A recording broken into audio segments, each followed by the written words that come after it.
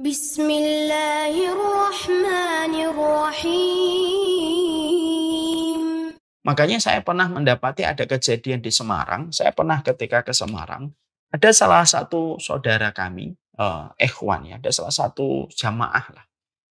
Saya ketika dijemput sama beliau menceritakan bagaimana gembiranya dan bagaimana antusias beliau ketika beliau menceritakan kepada saya, orang tua saya Ustadz dulunya tidak ngaji.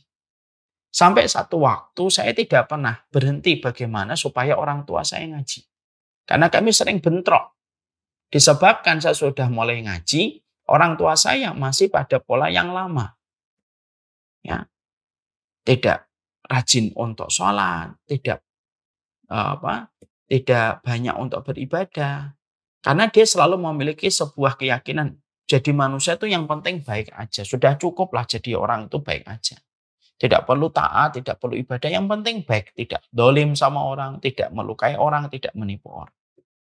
Sampai pada satu waktu, dulu masih ingat saya 6 tahun lalu atau 7 tahun lalu, kita dulu pernah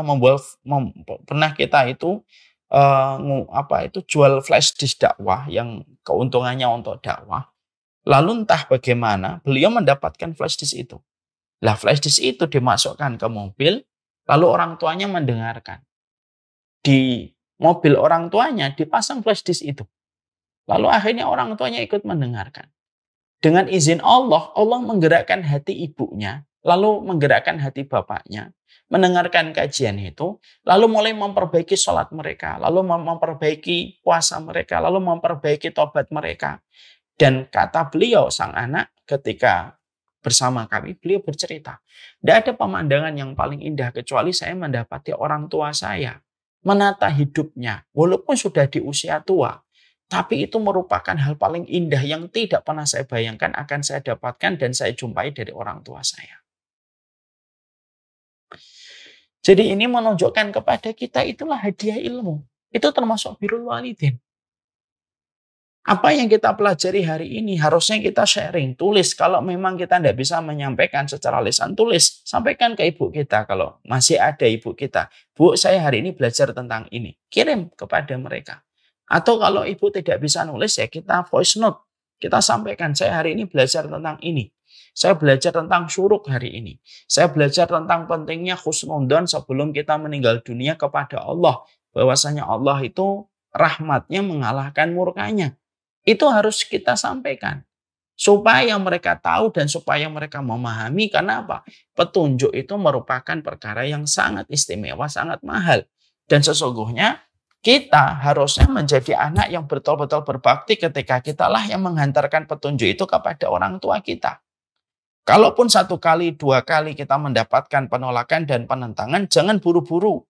Jangan buru-buru kita memiliki kesimpulan negatif tentang orang tua kita. Jangan-jangan ketika mereka menolak, mungkin metode kita yang salah.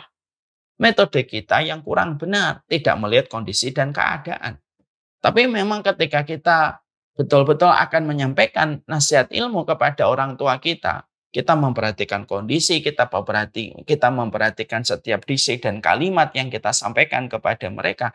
Selama itu datang dari hati yang ikhlas, itu akan nyampe kepada hati orang tua kita. Kalau memang betul-betul mereka sedang memperbaiki ketika mereka merasa sudah dekat dengan kematian. Coba pertanyaannya. Apa saja ilmu yang sudah kita sharing untuk orang tua kita? Kita ngaji kemana-mana. Ngaji tema ini, kita ngaji tema ini, kita ngaji tentang tema ini. Jujur, sudah nggak nyampaikan itu kepada orang tua? Orang tua saya nggak mau nerima, tidak mau dengar Ustadz. Ya mungkin dengan tulisan. Ya kita kan tidak pernah tahu, mungkin hari ini kita ditolak sama orang tua kita. Kita perbaiki metode dan cara. Mungkin lusa kita akan diterima sama orang tua kita. Tapi ikhtiar tetap harus dilakukan. Dan itulah bentuk bagaimana kita berbakti kepada mereka. Berbagi ilmu dan petunjuk. Pada sesuatu yang besar yang akan memberikan keselamatan pada perjalanan kita di akhirat. Orang tua kita sudah dekat dengan kematian. Umur mereka sudah 60, sudah 70, sudah dekat dengan kematian. Dan kita tahu kematian itu merupakan gerbang menuju kepada kehidupan akhirat. Dan kehidupan akhirat itu yang paling besar, yang bermanfaat itu apa? Ilmu. Yang paling besar bermanfaat dalam kehidupan di akhirat itu ilmu. Makanya sampai kita bedah dulu satu hadis yang terkenal. Rasulullah kan mengatakan, man salaka thoriqan yaltamisu fihi ilman sahalallahu thoriqan ilal jannah. Siapapun yang memudahkan jalannya untuk mencari ilmu, maka Allah memudahkan jalannya menuju surga. Disebutkan kata jalan pada hadis ini itu kan 2 kali oleh Rasulullah. Jalan yang pertama dan jalan yang kedua. Jalan yang pertama yaitu memudahkan jalan kita, artinya kita bergerak untuk mendapatkan ilmu. Siapapun yang bergerak mendatangi ilmu, maka dia akan dimudahkan jalannya di akhirat. Dari hisab, dari sirat, dari mizan, dari hisab, dari mizan, dari pembagian kitab, sampai urusan sirat. Itu semuanya akan terbantu ketika seseorang mendapatkan ilmu. Berarti ketika kita memberikan hadiah terbaik itu ya hadiah pada sesuatu yang sangat dibutuhkan. Kita mendapati orang tua kita akan umroh. Kita dikasih kabar itu sama orang di Mekah. Bro, Mekah lagi dingin. 5 derajat Celcius. Kira-kira apa hadiah yang akan kita siapkan untuk orang tua kita ketika melakukan perjalanan umrah? Kita akan berikan hadiah untuk orang tua kita adalah jaket. Kita akan berikan hadiah untuk orang tua kita sweater. Kita long john kita berikan. Terus kita berikan minuman-minuman penghangat. Lalu kita berikan salep atau olesan obat untuk menghangatkan badan. Itu hadiah yang dibutuhkan. Dan ketika beliau pergi ke Mekah, semua hadiah itu betul-betul bermanfaat dan betul-betul disyukuri. Masya Allah ya, anak saya ngediain saya pada sesuatu yang saya perlukan. Saya kedinginan, saya pakai long john. Saya kedinginan, saya pakai sweater. Saya kedinginan, saya pakai jaket. Saya kedinginan, saya minum jahe, saya minum minuman-minuman penghangat ketika waktu malam. Dan itu yang dibutuhkan. Itulah analogi sederhana. Orang tua kita kalau sudah tua, maka di antara konsekuensi ketika kita melihat orang tua kita tua, itu berarti dekat dengan akhiratnya. Dan akhirat itu tidak ada yang paling dibutuhkan kecuali ilmu. Sampaikan ilmu. Karena apa? Harusnya orang tua kita kalau memang tidak mau mendengar dari guru dan ustadz hari ini, setidaknya dia mendengar ilmu itu dari anaknya. Mak, tadi saya itu belajar ini, Mak. Pak saya tadi belajar ini, Pak Ini Masya Allah ternyata begini, ternyata begini, ternyata begini. Sampaikan itu. Jadi jangan hanya menilai hubungan antara anak dengan orang tua. Itu ya hanya hubungan normatif. Pokoknya uang cukup, sehat, sudah. Tidak gitu. Sampaikan ilmunya. Sampaikan ilmunya. Saya masih ingat sekali dulu. Semoga Allah menerima amal kita dan menjaga keikhlasan kita. Saya ingat sekali. Dulu ketika ibu masih ada, saya itu kalau menemukan sebuah materi baru yang akan saya sampaikan kepada umat setelah membaca kitab ini, kitab itu, lalu merangkum menjadi satu materi. Maka saya akan membuka satu taklim, misalkan saya memiliki satu majelis gitu. Saya akan telepon ibu saya buka teleponnya sepanjang kajian supaya ibu bisa mendengar. Karena apa? Ini materi baru. Supaya nyampe kepada telinga ibu saya. Sama sebagaimana saya memperdengarkan materi ini kepada orang lain. Saya masih ingat sekali. Bahkan pada saat saya meninggal ibu saya 6 tahun atau 7 tahun. Sekitar 7 tahun lalu. Maka saya ingat sekali itu. Saat itu saya baru menyelesaikan materi tentang arti keberkahan. Saya baru buka kitab, nemukan. Arti berkah itu tidak sebagaimana dipandangan banyak orang masyarakat hari ini. Berkah itu harus kaya raya, berkah itu harus sehat gitu. Ternyata berkah itu apapun kondisi yang menambah ketaatan. Saya baru nemukan, saya kumpulkan materi, saya akhirnya punya satu kajian hari Sabtu di daerah Bekasi, di daerah Galaksi. Saya masih ingat. Maka saya ketika sebelum menyampaikan kajian, saya telepon ibu, Bu, ini kajiannya hari ini tentang makna berkah, tema baru, saya baru kumpulkan. Ibu di ujung telepon ngomong, iya Nang, saya ikut ngaji. Sudah, saya buka kajian, handphone saya buka, ibu ngaji tentang masalah keberkahan. Selesai, telepon, Saya naik motor, pulang ke rumah di daerah Kemang saat itu. Maka saya masukkan itu handphone ke helm. Disitulah ibu tanya, ada bapak juga tanya, itu berkah gini tadi materi yang disampaikan.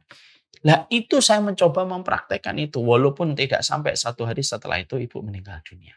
Tapi saya masih ingat materi terakhir yang saya sharing untuk ibu adalah tentang apa arti keberkahan hidup.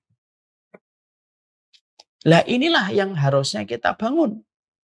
Ya. Jadi arti birrul walidain itu adalah salah satunya adalah membekali orang tua kita pada satu modal, pada satu bekal yang sangat dia perlukan pada kehidupan di balik kematian. Dan itu sejatinya. Dan terkadang ini tidak pernah kita sampaikan. Kita tidak pernah menyampaikan kepada orang tua kita, nanti kalau sakaratul maut itu begini Pak. Mae, kalau nanti sakaratul maut itu begini, tetap yakin ya sama Allah, nanti ada setan yang akan menggoda kita Mae. Tetap yakin ya nanti saya akan talqin di telinga kanannya Mae. Misalkan begitu. Mama, nanti kalau sebelum meninggal dunia sakit yang berat tuh, Mama harus yakin bahwasanya rahmatnya Allah itu besar. Dan Allah itu senang kalau ada manusia sebelum mati, dia betul-betul berprasangka baik sama Allah. Walaupun dia mendapati kehidupannya melalui banyak ujian, tapi dia tetap berprasangka yang baik kepada Allah. Orang yang berprasangka baik sebelum meninggal dunia itu nanti akan diberikan oleh Allah rahmat yang begitu besar. Itu kan harus disampaikan. Itu kan harus disampaikan.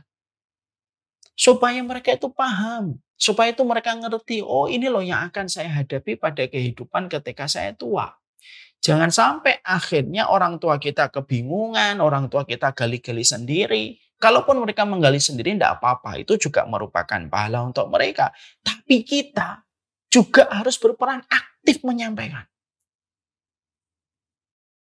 Ya. Supaya kita paham. Ngaji itu bukan masalah anania. Ngaji itu bukan masalah individualistis, egosentris. Yang penting saya.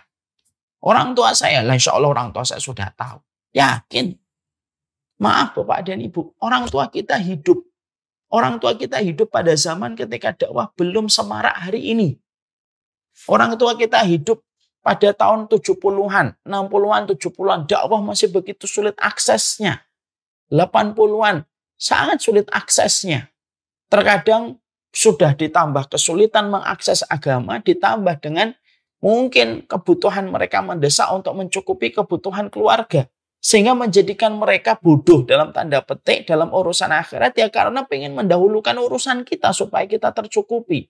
Walaupun konsekuensinya mereka tidak banyak belajar agama. Lah kewajiban kita bukan hanya ngasih rezeki, bukan hanya ngasih nafkah. Di akhir bulan ketika kita transferkan uang. Tapi kewajiban kita adalah mengganti hari-hari mereka dulu ketika mencukupi kita dengan rezeki, tidak menjadikan mereka bisa ngaji, lalu kita kewajibannya sharing untuk memberikan takzim kita yang terbaik untuk mereka. Yang ini adalah perkara yang kita tentunya harus memahami. Jadi disitulah kita mendapatkan poin yang kelima. Termasuk di antara bentuk wabil walidaini ihsana, ya kamu sampaikan ilmunya. Apapun yang kita dapatkan, kita sharing untuk orang tua kita.